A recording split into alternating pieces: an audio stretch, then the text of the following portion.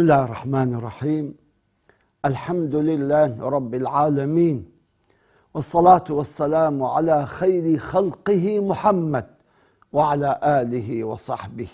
ومن سار على دربه وتمسك بمنهجه إلى يوم الدين. سلام رحمة مهرباني فضل عطاو صلواتي خواي قورا برجع بسر دلو دروني همومان خوشحالم ئەو جارش خوا تەمەنی دام کە بێمەوە خزمەت ئێوەی ئازیز و خۆشەویستانم.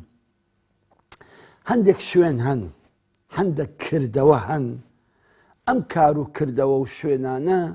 خوای گەورە زۆر زۆری پێخۆشە، بە حەدێک ئەم شوێنە یاخود ئەم کارە خوای گەورە لە پێش مەلائیکەتەکان ئەم موسڵمانانە مەدەح دەکات،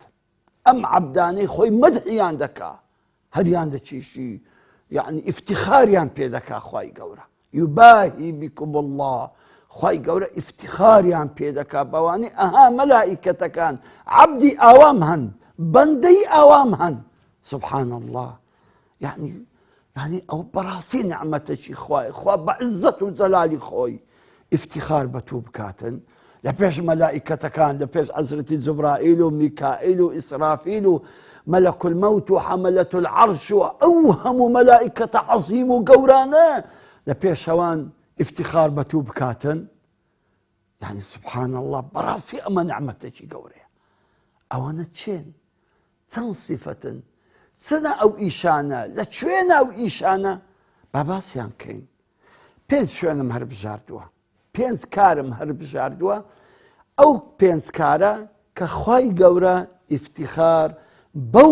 بەو عەبد و موسڵمانانە دەکە کە ئەو کارانە دەکەن لە پێش ئەو مەلائیکەتی خۆیدا. یەکەمین مەجلیسی ذکر.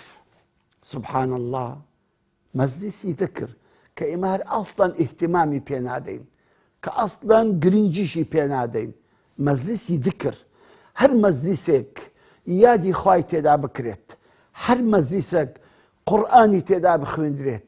هەر مەجلیسێک قورئانی تێدا تەفسیر بکرێت، هەر مەجلیسێک باسی خوا و پێغەمبەری خوا و شەریعەتی ئیسلام و محەممەد الموستەفای تێدا بکرێت صلی الله عليه وسلم، ئەو مەجلیسە خوا ئیفتیخاری پێ دەکا لە پێش مەلائیکەتەکان.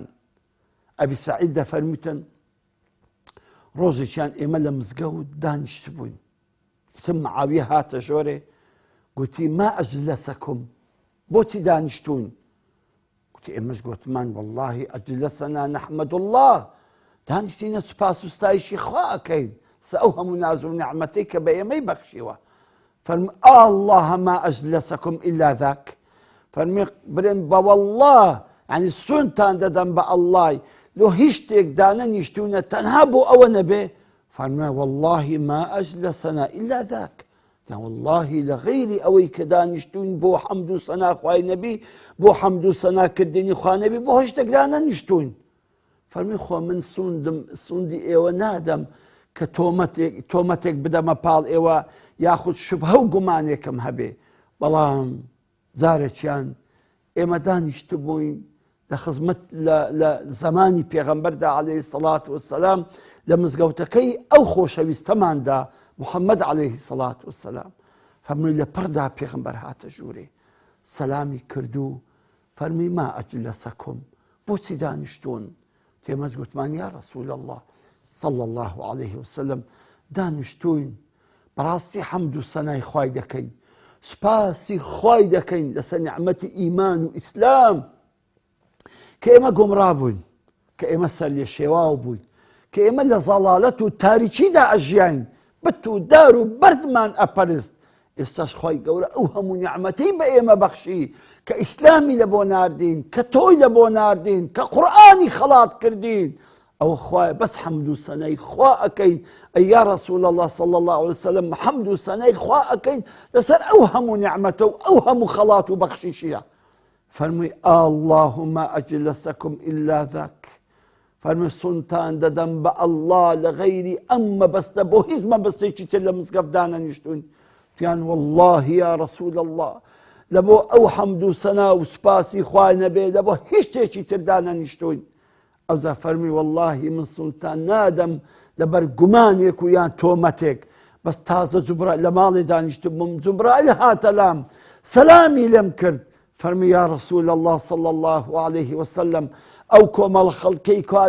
لە مزگەوت ئێستا دانیشتوون وا خوای گەورە ئیفتیخار لە لای ئێمە لە لای مەلەکوت لە لای ئەو هەموو مەلائیکەتانە ئیفتیخار دەکا بەو چەند سەحابەی وا دانیشتوونە و زکری و یادی خوای گەورە ئەکەن سبحان الله ئازیزانم سبحان الله بۆ ئێمە ناتوانین مەجلیسەکانمان بکەین بە مەجلیسی زکر بۆ وەنەکەی هەموو ڕۆژێ خوای گەورە ئیفتیخار بە ئێمە بکات لە لای مەلائیکەتەکان لە لای مەلەکوتی خۆی لەو هەموو عەزەمەت و گەورەیی خۆی بۆ ناین هەموو ڕۆژێ خوای گەورە ئیفتیخار بە ئێمە بکات بۆ ناین ئەو ئیفتیخارە وەرگرن بۆ ناین ئەم فەزل و گەورەیە وەرگرن زۆر بەسیتە کاتێک ئەچیتەوە ماڵ دانیشە لەگە منداڵەکانت و ئاەتێکی قورئانیان بۆ تەفسیرکە فەرمودەیەکی پێغەمبەریان عەلەیهی سەڵات وەسەلام بۆ شەرحکە باسی ژیاننامەی پێغەمبەری نازار بکە صلی الله عليه وسلم ئەو بۆ مەجلیسی زیکر باسی ئیسلامەتی بکە باسی نیعمەتی ئیسلام بکە باسی گەورەی ئیسلام بکە باسی ناوە جوانەکانی خوای گەورە بکە باسی ڕەحمەتی ئەم ئیسلامە بکە ڕەحمەتی ئەو خوایە بکە ئیتر هەر مەوزوعێک کە باس دەکەی باسی پابەندبوون بە ئیسلام بە ئاگامان لەخۆ بێ لەو جەوە بێ سەروبەرەدا بە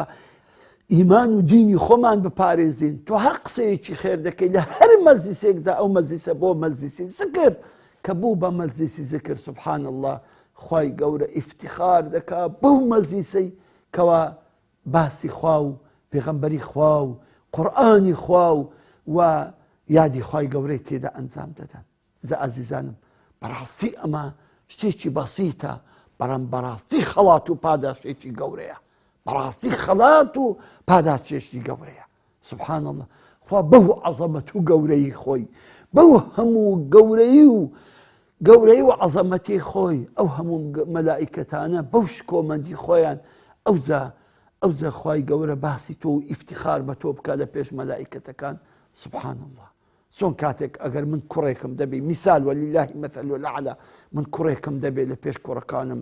یعنی لە پێش خەڵکی لە پێش پیا و ماقۆلان ئیفتیخار بە کوڕەکەم بکەم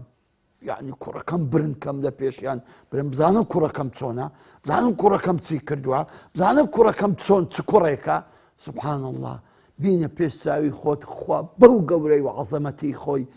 ئیفتیخاری بە تو بکە لە پێش مەلائیکەتەکان بەڵێ مەلائیکەتینە تەماشای بەندەکانم بکەن تەماشایان کەن بزانە خەریکی چین تەماشایان بکە بزانە چی ئەڵێن سبحان الله ئەو وەختیش مەلائیکەتەکە یەکسەر بێنە خوارێ و خەبەری محەممەد المصطفى بدەن صلی الله عليه وسلم کە پێ بڵێن یا ڕەسوول الله واللهی ئەوانەی لە مزگەوت دانیشتوون خوای گەورە ئیفتیخاریان پێەکە عەمەلێکی تر لەو عەمەلانەی کەوە خوا ئیفتیخاری پێ دەکا شەو نوێژە سبحان الله شەو نوێژ ئەو کەسەی کەوە هەر دەستی لە شیرنی خەو لە پار خێزانەکەی خۆی لەو گەرماتیە و لەو خۆشیە و لەو نەشئەتەی هەر دەستیتن دەست نوێژێکی دەشوا و چەند ڕکەعەتێک نوێژ دەکا و بەرامبەر خوا و کەس ئاگای لێ نییە ئیلا خوا نەبێ کەس ئاگای لە سوزدە و ڕکوع و پارانەوەی نییە ئیلا خوا نەبێ لەو وەختی سبحان الله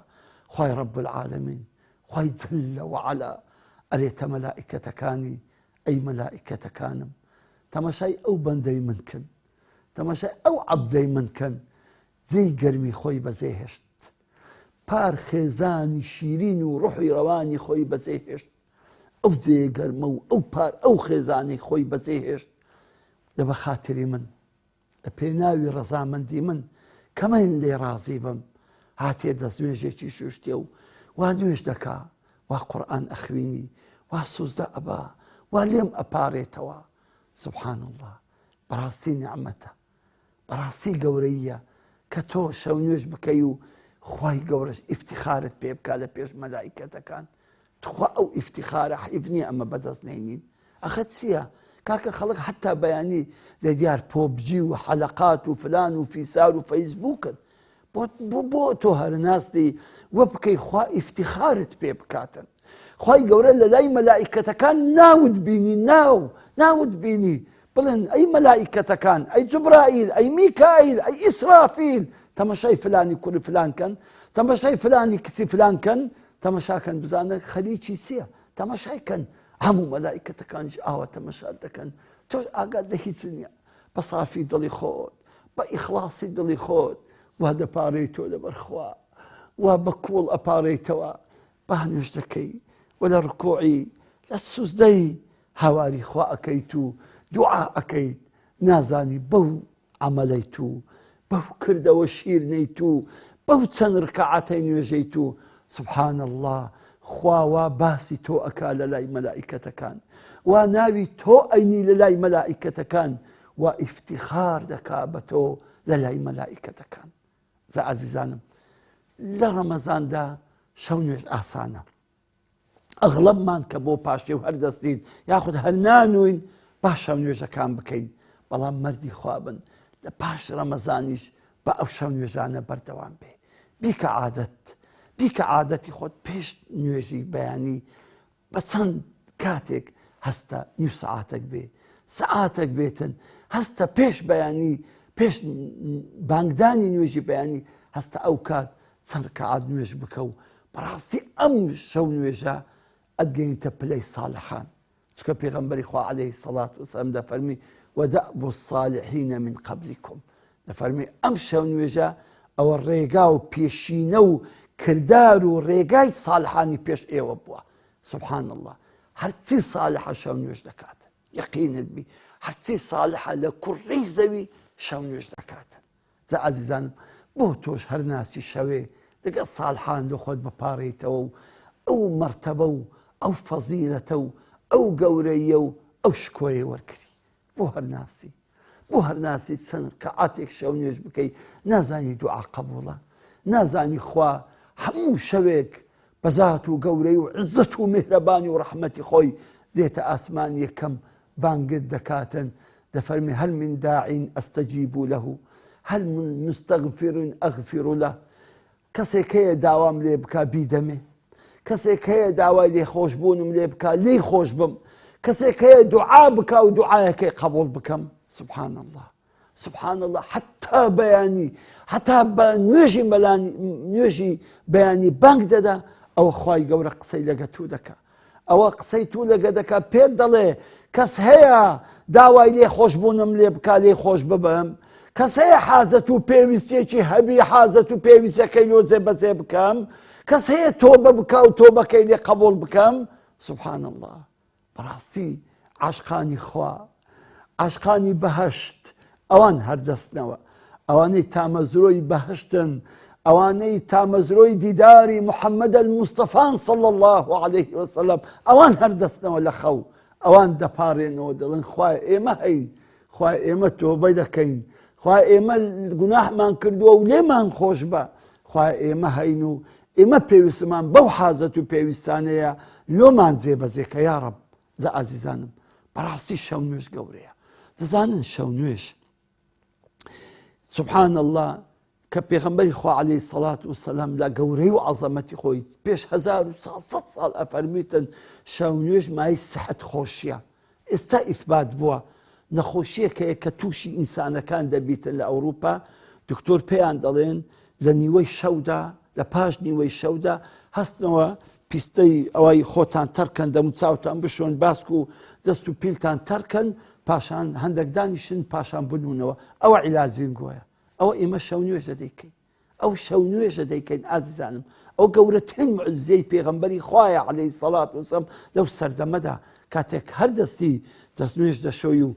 قەلب دەموچاوت تەڕ دەکەی و باسکە و قاست تەڕ دەکەی، سوبحان الله، ئەبێتە مایی ناو چوونی زۆر لە نەخۆشیەکان و بەڵام بە خۆشمان نازانین. تاکو دیدار بەخوای گەورەتان ئەسپێرم. السلام علیکم ورحمة الله وبركاته.